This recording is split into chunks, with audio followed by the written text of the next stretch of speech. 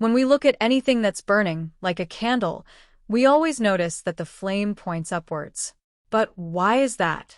Everything in the universe is affected by gravity, so why doesn't the flame seem to be affected? Everything around us is influenced by gravity, but the force of gravity isn't that strong, which is why we can easily overcome it by applying a force in the opposite direction. This allows us to lift things off the ground, hold our phones without them falling, or even walk and lift our feet while moving. This means that although gravity affects everything, we can counteract it with the force we apply. Now, when fire burns, the flame is made up of a mix of gases, burning particles, and hot materials.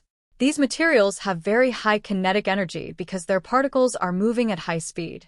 This kinetic energy is what helps the flame take its upward shape, appearing to defy gravity. In fact, there's a counteracting force at work. We can also look at it from another perspective. Hot materials have a lower density than cooler materials. The hot gases and particles that make up the flame have a lower density than the surrounding cooler air, allowing the flame to rise. In a way, you can think of the flame as floating above the cool air, just like a piece of wood floating on the surface of water. This is the same reason why steam rises. It has a lower density than normal air and high kinetic energy.